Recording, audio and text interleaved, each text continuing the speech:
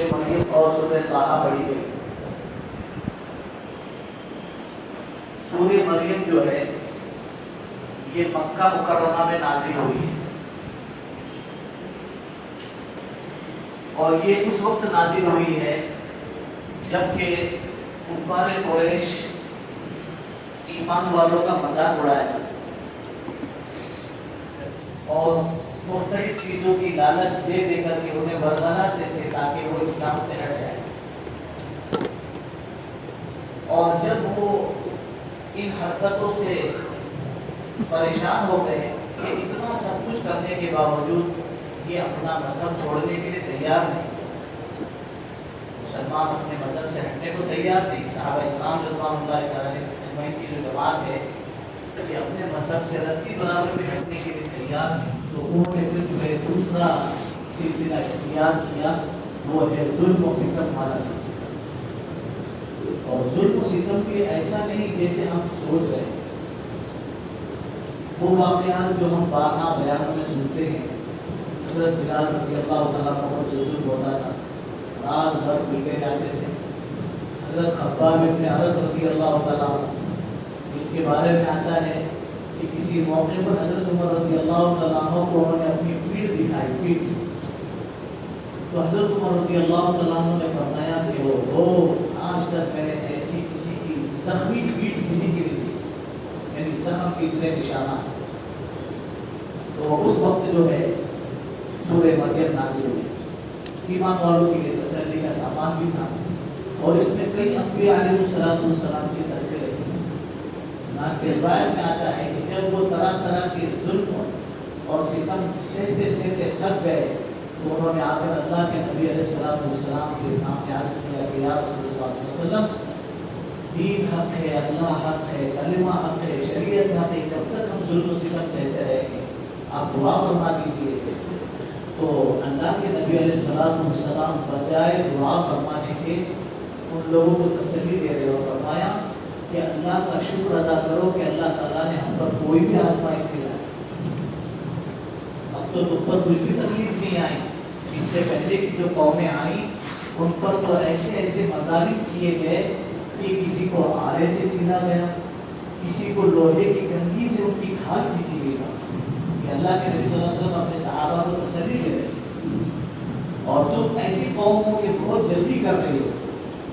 بالآخر لمبا چوڑا واقعہ، اللہ کے نبی علیہ السلام نے جب دیکھا کہ اس وقت میں صحابہ میں ظلم سہنے کی سطح ختم ہو چکی ہے، تو پھر اللہ کے نبی علیہ السلام نے اللہ کی طرف سے انہیں ہجرت، حبشہ کی طرف ہجرت کرنے کا حکم دیا، اور یہ فرمایا کہ میں نے سنا کہ وہاں کا بادشاہ انصاف پسند ہے، وہ کسی پر کم از کم ظلم تو نہیں کرتا ہے۔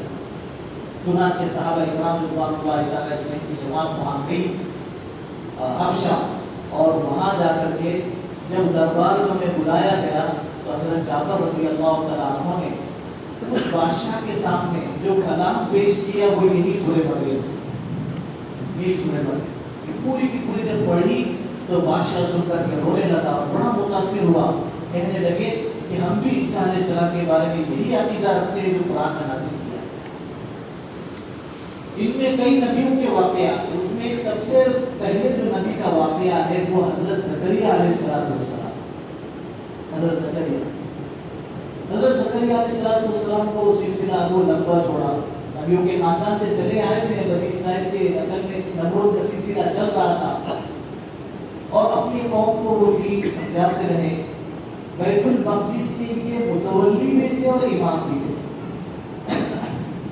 ذمہ دار بھی تھے مسجد کے اور امام بھی تھے، وہاں لوگوں کو دین کی دعوت دیتے، اللہ رسول کی بات سمجھاتے اور اپنی اطاعت کی طرف لوگوں کو بلاتے کہ نبی کے وقت کے نبی کی بات مان لو کامیاب ہو جاؤ گے، انہیں خوب سمجھاتے۔ یوں کرتے کرتے کرتے کرتے ان کی عمر میں ایک لمبا زمانہ گزر گیا، یہاں تک کہ بڑھاپا آ گیا۔ اب جب بڑھاپا آیا تو علماء نے، مفسرین نے لکھا ہے کہ تقریباً 120 سال کی عمر، 120 سال، اور 120 سال کی عمر میں پوری قوم میں ایسا کوئی بھی نظر نہیں آ رہا کہ اگر میرا کل انتقال ہو جائے، حضرت زکریا علیہ السلام نبی ہیں، وہ فرما رہے کہ اگر میرا کل انتقال ہو جائے، میں اللہ کو پیارا ہو جاؤں تو یہاں تو کوئی بھی ایسا نہیں ہے جو بعد میں اللہ کی دین کی نیابت کرے، کسی کو نماز پڑھائے، کسی کو اللہ رسول کی بات سمجھائے، کسی کو وقت کے نبی کی جو کتاب نازل کی گئی ہے وہ سمجھائے پڑھائے، ایسا کوئی نظر نہیں آتا ہے۔ تو دینی دین کے اندر اللہ تبارک و تعالیٰ کے سامنے عاجزی اور انکساری اور دعاؤں کا اہتمام شروع کر دیا، اور دعا کے اندر جو ہے اپنی کمزوری کا مضمون پیش کرنا چاہیے، اپنی کمزوری کا، انی وہن العظم منی، اے اللہ میری ہڈیاں تو بالکل گل چکی ہیں، واشتعل الرأس شیبا، اللہ میرے بالوں کے اندر تو سفیدی بھی آ رہی ہے، میرے بال چمک رہے ہیں سفیدی کی وجہ سے، واشتعل الرأس شیبا ولم اکن بدعائک شقیا، کہ اللہ آج تک کبھی ایسا نہیں ہوا ہے، کبھی ایسا نہیں ہوا ہے کہ میں نے آپ سے کوئی چیز مانگی اور آپ نے مجھے عطا نہ کی، آپ ہمیشہ مجھے دیتے آئے۔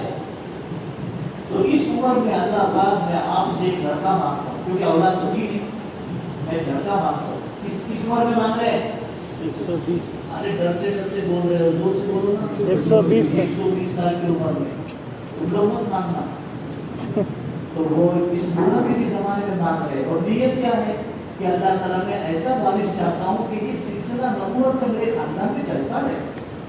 ایک انسان مال کے لیے مانگتا ہے کہ میری کچھ جائیداد بچی ہوئی، اس کی حفاظت کرنے والا کوئی چاہیے، لیکن نبی اللہ والے ہوتے ہیں، اللہ ہی سب کا تعلق ہوتا ہے، تو اللہ تبارک و تعالیٰ سے وہ مانگ رہے ہیں کہ اللہ ایسا وارث دے دے جو میرے بعد میری جگہ پوری سنبھال لے۔ ان کی جگہ کیا تھی؟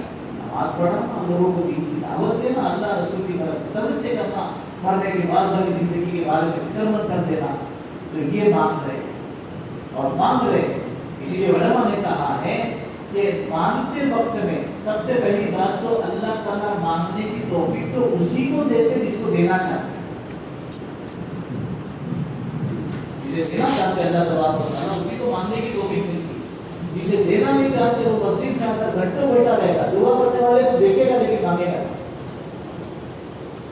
اللہ تعالیٰ ایسی محرومی سے ہماری حفاظت کرنا، ایک تو یہ، اور دوسرا جب اللہ تبارک و تعالیٰ سے مانگے تو اپنی حیثیت کو سامنے نہیں رکھے، اللہ تعالیٰ کی قدرت کو سامنے رکھے، اللہ کی اتنی قدرت ہے، کتنی طاقت ہے۔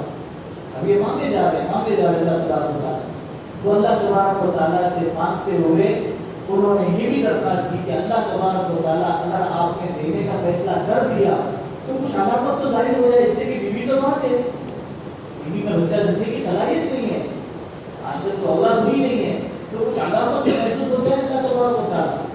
تو اللہ تبارک و تعالیٰ کی طرف سے آیت نازل ہوئی کہ جب حمل ٹھہر جائے گا تو آٹومیٹک تمہاری زبان 3 دن تک بند ہو جائے گی، لیال سویہ، تم بات کرنے سے عاجز ہو جاؤ گے، بات نہیں کر سکو گے۔ حضرت زکریا علیہ السلام رات کے لوگوں سے بات چیت کر کے سو گئے، اور جب صبح اٹھے تو سارے اعمال اپنی جگہ پر ہو رہے، لیکن اب زبان سے کچھ ادا نہیں ہو رہا، بات نہیں کر سکتے، نماز پڑھا رہے، ذکر کر رہے، سب کچھ ہو رہا ہے لیکن بات نہیں کر سکتے، اللہ بول رہے۔ ایسا نہیں کہ اللہ نے اپنے نام سے ہی محروم کر دیا، ایسا نہیں، بلکہ سارے اعمال ہو رہے لیکن بات نہیں کر سکتے، بات ہی نہیں نکل رہی زبان سے۔ تو وہ سمجھ گئے کہ بس اب یہ حمل ٹھہر چکا ہے۔ اس کے بعد پھر جب ولادت کے فرشتے نے آ کر کے بشارت دی کہ تم کو تو تمہاری بیوی کو جو ہے حمل تو ٹھہر چکا ہے، لیکن ابھی سے بشارت دی جا رہی ہے کہ جب لڑکا پیدا ہو جائے تو اس کا نام یحییٰ، اس کا نام یحییٰ۔ یہ ایسا نام تھا، اس سے پہلے کسی نبی کا اور کسی کا بھی نام اس نام سے نام نہیں رکھا گیا تھا، یہ نام رکھا، یہ اللہ تعالیٰ کی طرف سے پسند کیا ہوا نام تھا، تو یحییٰ نام رکھا۔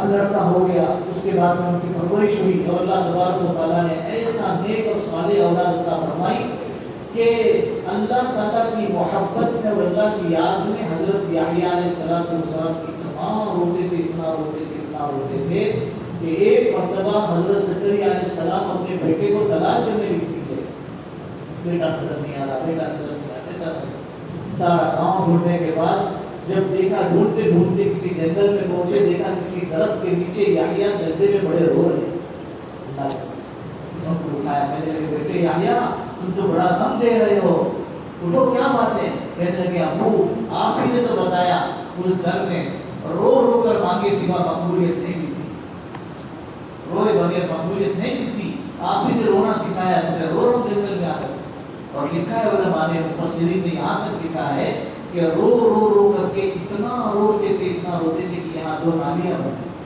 آنکھوں کی طرف آنسو بہتے بہتے تھے.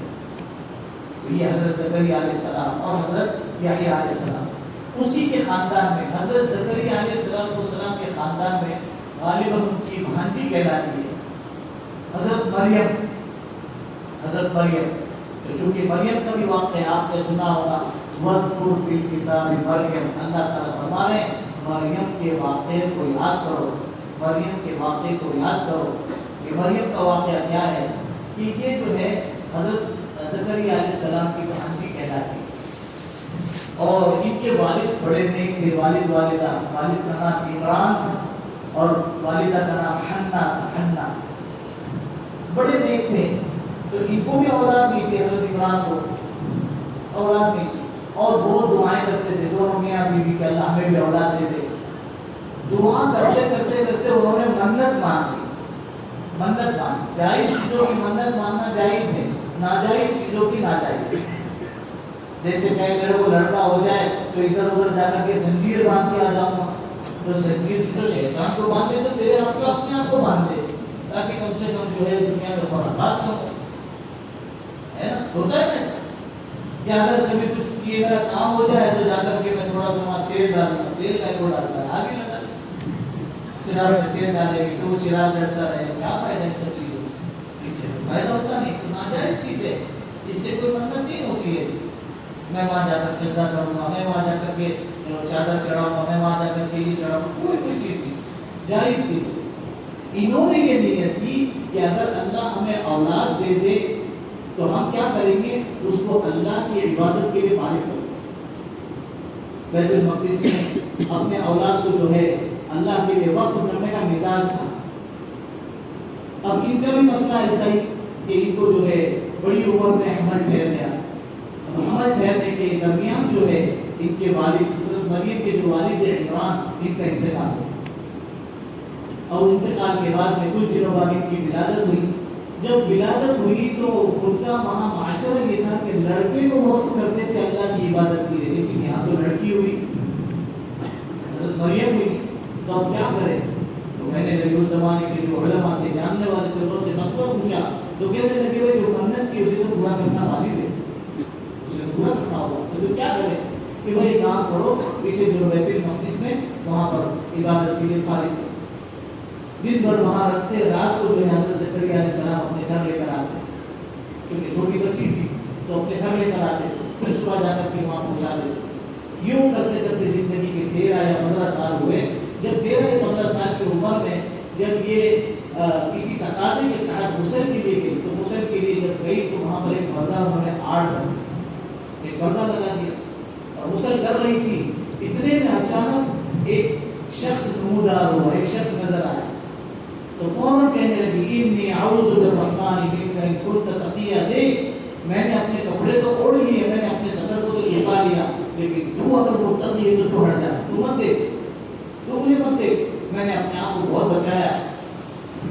تو پھر انہوں نے کہا کہ میں متقی تو ہوں لیکن میں انسان نہیں, میں فرشتہ ہوں, میں فرشتہ, میں جبرائیل امین ہوں اور میں تمہیں جو ہے ایک مبارک لڑکی کی بشارت دینے کے لیے آیا کہ تم کو بچہ ہونے والا ہے, لڑکا ہونے والا ہے تم کو.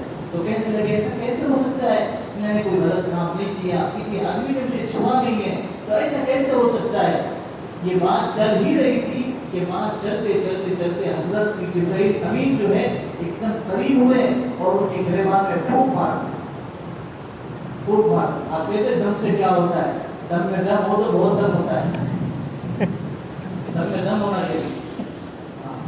خالی مال اگر دسوٹ کرتے رہیں گے تو پھر دم کا دم بھی نکلتا رہتا ہے, لیکن اگر اللہ کے لیے کسی کی مدد کے لیے اگر کوئی انسان اگر جھوٹے سے عمل بھی کرتے تو اس سے بہت فائدہ. حضرت شیخ حسین احمد مدنی رحمۃ اللہ علیہ ایک مرتبہ استنجا سے فارغ ہوئے اور فارغ ہو کر کے دعا پڑھتے ہوئے آ رہے تھے, غفرانک الحمدللہ الذی اذهب عنی العذا وعافانی. یہ پڑھتے ہوئے آئے, اتنے میں ایک شخص آیا, کہنے لگے حضرت میرا بچہ بڑا بیمار رہتا ہے تو ذرا تو پانی میں دم کر دو, دم کر دو اس کو. تو حضرت نے فوراً اس کو دم کر دیا. تو ساتھ میں میرے جیسے لوگ تو تھے, انہوں نے کہا حضرت آپ نے کچھ پڑھا تو نہیں، کچھ پڑھا نہیں، خالی گھوم مار دی۔ کہنے لگے میں حضور پاک صلی اللہ علیہ وسلم کے طریقے کے مطابق استنجا سے فارغ ہوا، اس سے زیادہ برکت کے عمل اور کچھ ہے؟ باہر نکل کر کے میں نے دعا پڑھی ہے، اس سنت پر میں نے عمل کی، تو اس کا اثر کچھ ہوگا کہ نہیں ہوگا اس کو؟ تو اللہ پاک نے اثر رکھا ہے، شبد کی خدمت کے جذبے ہوں۔ تو وہ جیسی بھوک ماری تو اسی وقت میں جو ہے ان کے پیٹ میں حمل ٹھہر گیا بغیر باپ کے۔ یہ اللہ کی قدرت ہے، اللہ جس کو چاہے بغیر باپ کے دے دے، اللہ جس کو چاہے بغیر ماں باپ کے پیدا کر۔ حضرت آدم علیہ السلام کی کوئی ابا نہیں، حضرت آدم علیہ السلام کی کوئی اماں نہیں، اور پھر ساتھ ساتھ حضرت حوا کو جو پیدا کیا وہ اور بھی عجیب طریقے سے پیدا کیا۔ روایت کے خلاصے میں بات ملتی ہے کہ حضرت آدم علیہ السلام سیدھی کروٹ پر جنت میں آرام فرما رہے تھے، سو رہے تھے، آرام فرما رہے تھے۔ تھوڑی دیر کے بعد جب کروٹ بدلنے کا تقاضا پیدا ہوا تو دیکھا کچھ نرم نرم لگ رہا ہے، لیفٹ سائڈ میں کچھ نرم نرم لگ رہا ہے، اور وہ نرم رہے تو اچھا ہے، اس کو کڑک مت بناؤ ورنہ زندگی گزارنا مشکل ہو جائے گا۔ تو وہ نرم نرم لگ رہا ہے تو پریشان ہو گئے۔ اللہ تبارک و تعالیٰ نے ان کے سونے کی حالت میں پانی پسلی سے حضرت حوا کو پیدا کر دیا، پردے میں لپیٹ کر کے ان کے بازو میں سلا دیا۔ جیسی کروٹ بدلی تو دیکھا کوئی ہے، ڈرنے لگے، کہا ڈرو مت، یہ تمہاری بیوی ہے، کھاؤ پیو مزہ کرو، جنت میں خوب عیش کرو، یہ ایک درخت ہے وہاں مت جانا، بس لمبا چوڑا ہوا ہے۔ تو عرض کرنے کا منشا یہ ہے کہ اللہ تبارک و تعالیٰ بڑی قدرت والے ہے۔ تو حضرت مریم کو جو پیدا کیا ہے بغیر باپ کے پیدا کیا اور پاکیزہ خاتون بنایا ہے، پاکیزہ خاتون، جب حمل ٹھہر گیا تو پریشان ہو گئی، اب کیا کرے؟ تو اللہ تبارک و تعالیٰ کی طرف سے حکم آیا کہ جب تمہارا حمل ہو جائے گا، جب ولادت ہو جائے گی تو پھر تمہاری بھی زبان آٹومیٹک بند ہو جائے گی، تم یہی کہنا بس کہ میرا روزہ ہے۔ ان کی شریعت میں بات کا روزہ ہوتا تھا، جیسے ہمارا کھانے پینے کا اور تعلقات کے ختم کرنے کا روزہ ہوتا ہے یا روکنے کا روزہ ہوتا ہے، ویسے ان کی زبان، ان کے یہاں بات کا بھی روزہ ہوتا ہے، بات نہیں کرتے۔ تو لوگ پوچھنے کے لیے آئے، یا اخت ہارون، اے ہارون کی بہن، نہ تمہارے کوئی خاندان میں ایسا کوئی برا تھا اور نہ تمہاری امی نے کوئی غلط کام کیا تھا، یہ کیا ہو گیا؟ بغیر باپ کے اولاد کی دنیا میں ہوتی ہے۔ تو اللہ تعالیٰ نے اسی وقت میں فرمایا تھا کہ جب بھی قوم کے لوگ پوچھنے کے لیے آئے تو ان سے کہنا کہ اس کی طرف اشارہ کرنا، اس کی طرف۔ اچھا، جب حمل کا وقت قریب آیا، ڈیلیوری کا وقت جب کب آیا؟ قریب آیا، ولادت کا وقت جب قریب آیا تو اس وقت میں اللہ تبارک و تعالیٰ کی طرف سے کھجور کا درخت، جس کے اوپر اللہ تبارک و تعالیٰ نے تازی کھجوریں اس میں کھجوریں لگا اور نیچے جو ہے پانی کا چشمہ لگا دیا، کھجور اور پانی، کھجور اور پانی۔ کھجور میں اللہ پاک نے بڑی طاقت رکھی ہے، بڑی تاثیر رکھی ہے۔ ہمارے یہاں تو افطار میں ایک کے اوپر کھجور کھانا حرام ہے۔ ایک کھجور اگر کبھی بڑی ہو، بڑی سائز کی ہو اور جلدی نیچے نہ اترے تو پھر کیا اس کا تو حشر ہوگا پتہ نہیں، آگے آگے کر کے کھاتے۔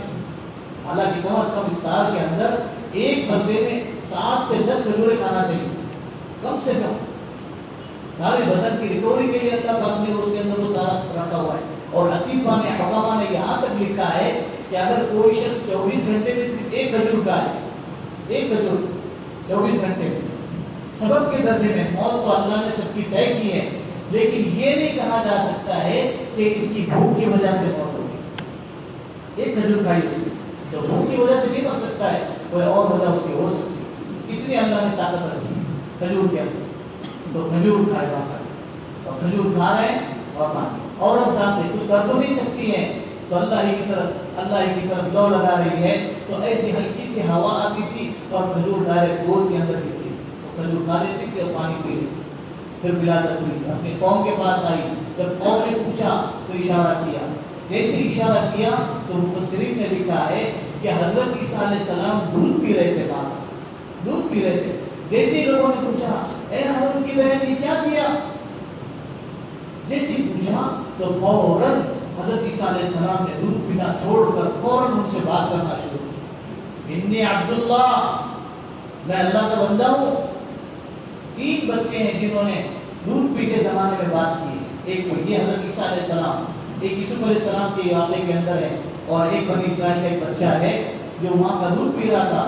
جب وہ دودھ پی رہا تھا، دودھ پیتے ہوئے ایک شخص کو دیکھا، ایک عورت کو دیکھا کہ لوگ اس کو مار رہے ہیں، مارتے جا رہے، اسے کہہ رہے زنی تھی سرک تھی، زنی تھی سرک تھی، تو نے چوری کی، تو نے گندا کام کیا، تو نے چوری کی، تو نے گندا کام کیا۔ تو اس ماں نے جو اپنے بچے کو دودھ پلا رہی تھی، دودھ پلاتے پلاتے اس نے دعا کی، اللہم لا تجعل ابنی مثلہا، اے اللہ میرے بیٹے کو ایسا مت بنانا کہ وہ ایسا ذلیل ہو جائے۔ تو بیٹا کہہ رہا ہے اللہم اجعلنی مثلہا، اے اللہ مجھے ایسا ہی بنانا، دودھ پیتے پیتے کہہ رہا ہے۔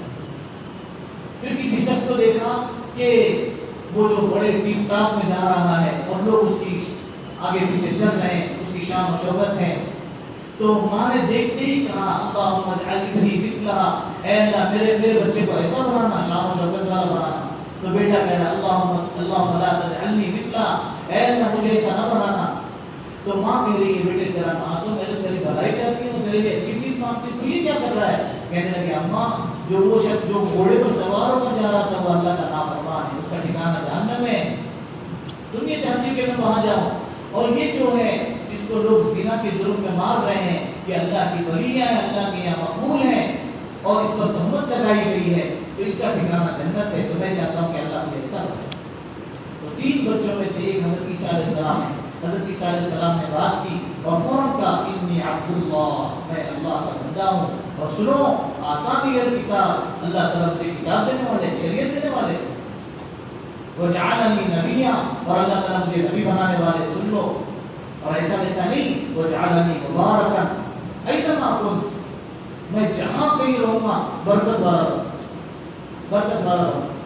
اسی کے تحت علماء نے لکھا ہے، بلکہ مسنون ہے، جب کسی کے یہاں بچہ پیدا ہو، لڑکا یا لڑکی، لڑکا یا لڑکی جب پیدا ہو جائے تو اس کو مبارکباد کیسی دینی چاہیے؟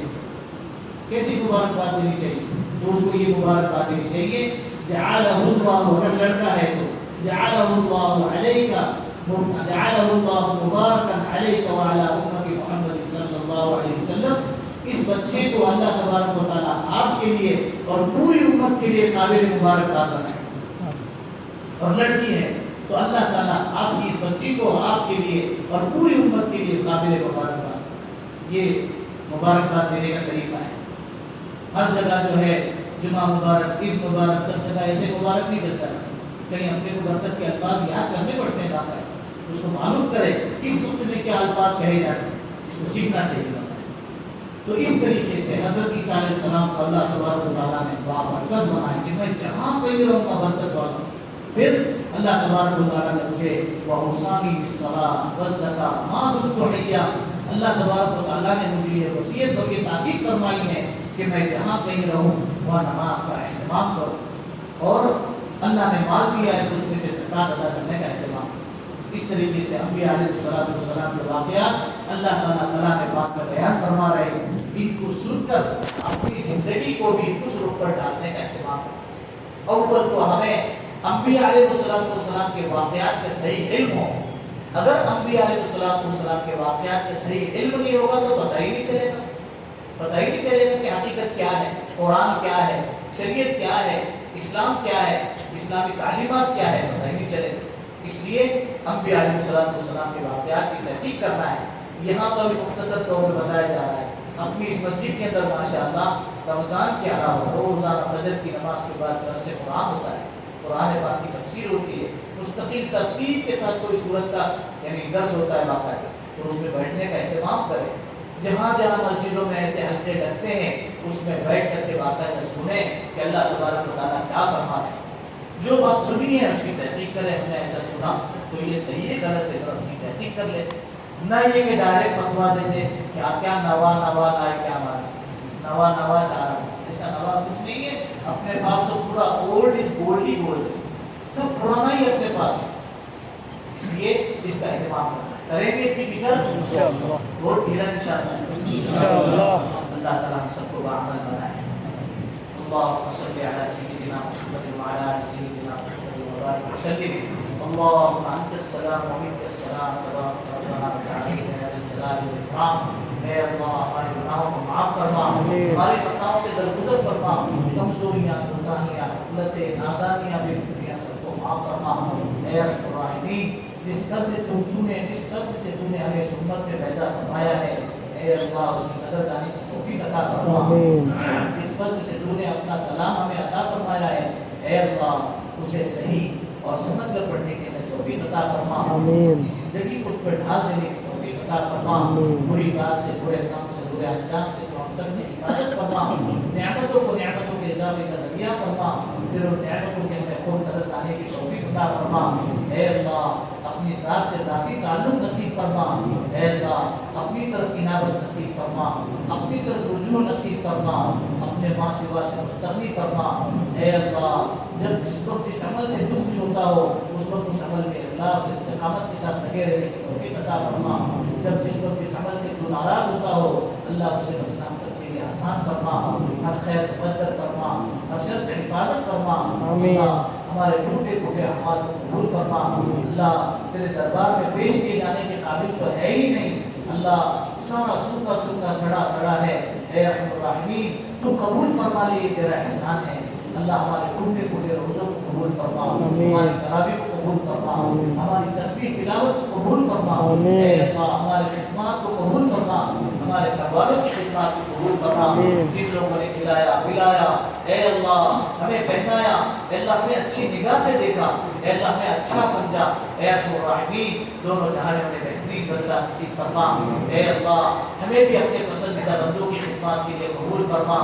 ए रहमान रहीम करीब दूर से आने वालों को कबूल फरमा, नज़दीक दूर से आने वालों को कबूल फरमा। हर एक की क्या हाजतें हैं, क्या मसाइल है, तू ही बेहतर जानता है। ए अल्लाह जायज़ हाजात में कामयाबी नसीब फरमा, परेशानी को दूर फरमा। ए अल्लाह परेशानी को दूर फरमा। ए अल्लाह हुज़ूर पाक सल्लल्लाहु अलैहि वसल्लम ने खैर के लिए से जितनी भी दुआएं मांगी हैं हम सब का हिस्सा नसीब फरमा। जिनकी शुरू से बना मांगी है हम सब की पूरी पूरी हिफाजत फरमा। ए रहमान रहीम ए अल्लाह उम्मत में जो परेशान हालत की परेशानी को दूर फरमा, जो मकरूज़ है उनके कर्ज की अदायगी गैर से शक्ल सूरत पैदा फरमा, जो बीमार है उन्हें सेहत तंदुरुस्ती अता फरमा, जो गलत मुकद्दमात में माफूज हैं आफियत के साथ इज़्ज़त रिहाई के फैसले फरमा। ए अल्लाह हमारे वो नौजवान भाई बहन जो बगैर कसूर गुनाहों के अल्लाह सलाखों के पीछे पड़े हुए हैं, ए अल्लाह जेलों में बंद हैं, ए रहमान रहीम जिसमें उलमा भी है, या अल्लाह जिसमें हुफ़ाज़ भी हैं, ए अल्लाह जिसमें मुफ्तियान भी हैं, ए अल्लाह जिसमें क़ुर्रा भी हैं, ए अल्लाह कितने ऐसे पाक बाज हैं, ए अल्लाह हिजाब के पाबंद हैं जिन्हें अपने कसूर का पता भी कोई नहीं है। ए रहमान रहीम तेरे अलावा कोई मदद करने वाला नहीं है। अल्लाह तेरे अलावा कोई मदद करने वाला नहीं है। अल्लाह तू ही हमारा माहवा मर्जा है। अल्लाह तू ही हमारा आखिरी ठिकाना है, हमारा अव्वल भी तू ही है, हमारा आखिर भी तू ही है। अल्लाह हमारा माबूद भी तू ही है, हमारा मकसूद हकीकी भी तू ही है, तेरे अलावा कोई नहीं है। अल्लाह जब से होश संभाला है तब से तुझी को अल्लाह कहते हैं। या अल्लाह आज तक ये हाथ तेरे अलावा किसी के आगे नहीं फैलाया है। या अल्लाह ये पेशा भी तेरे अलावा हमने किसी और के आगे नहीं झुकाई है। या अल्लाह इस झूठी और गंदी जुबान से अल्लाह हमने गुनाह तो बड़े किए हैं, लेकिन आज तक इस जुबान से किसी और को तेरे अलावा अल्लाह नहीं कहा है। अल्लाह तू ही हमारा अल्लाह है, अल्लाह तू ही हमारा अल्लाह है, अल्लाह तू ही हमारा अल्लाह है। अल्लाह हम अमल के एतबार से भी बड़े कमज़ोर हैं, अक़ाइद और ईमान के एतबार से भी बड़े कमज़ोर हैं। ए अल्लाह हम तो सिर्फ तेरे नबी के सहाबा की नकल ही कर सकते हैं। ए अल्लाह हम तो सिर्फ ए अल्लाह उनकी नकल ही कर सकते हैं। उनकी नकल करते हुए कुछ दुआएं पढ़ लेते हैं, ए अल्लाह कुछ सुन्नतों पर अमल कर लेते हैं। ए अल्लाह जैसे उनकी दुआओं के पढ़ने के बाद और सुन्नतों पर अमल करने के बाद उनके दिलों को तो मुतमईन कर देता था, ऐसे हमारे दिलों को भी इत्मीनान नसीब फरमा। अल्लाह हमारे दिलों को भी इत्मीनान नसीब फरमा, दोनों जहां की खैर नसीब फरमा, दोनों जहां की रुसवाई से हिफाजत फरमा। ए अल्लाह ए रहमान रहीम अपने मकबूल बंदों का साथ नसीब फरमा, अपने मकबूल बंदों की दुआएं नसीब फरमा, अपने मकबूल बंदों की दुआओं में हमारा हिस्सा नसीब फरमा। जो मांगा अता फरमा, जो मांगना चाहिए था न मांग सके आफियत के साथ अपने अपने वक्त पर अपनी शान नसीब फरमा। ए अल्लाह इफ्तार के वक्त में ए अल्लाह कई कई लाखों को जो जहन्नम से आज़ाद करता है हमारा भी उसमें शुमार फरमा, अल्लाह हमारा भी उसमें शुमार फरमा, हमारा भी उसमें शुमार फरमा। पिछले 50 साल के अमाल पे अगर हम नजर डालते हैं एक भी अमल ऐसा नजर नहीं आता जो हमें जहन्नम से दूर कर दे। हर अमल हमारा जहन्नम का हकदार बनाने का जरिया है। ए रहमान रहीम اپنے دریائے رحمت سے آگ سے آزادی نصیب فرما، آگ سے آزادی نصیب فرما، آگ سے آزادی نصیب فرما، مغفرت عامہ تامہ کے فیصلے فرما، ہماری دعاؤں کو اپنے فضل و کرم سے حضور پاک علیہ السلام کی برکت سے قبول فرما۔ وصلی اللہ علی النبی الکریم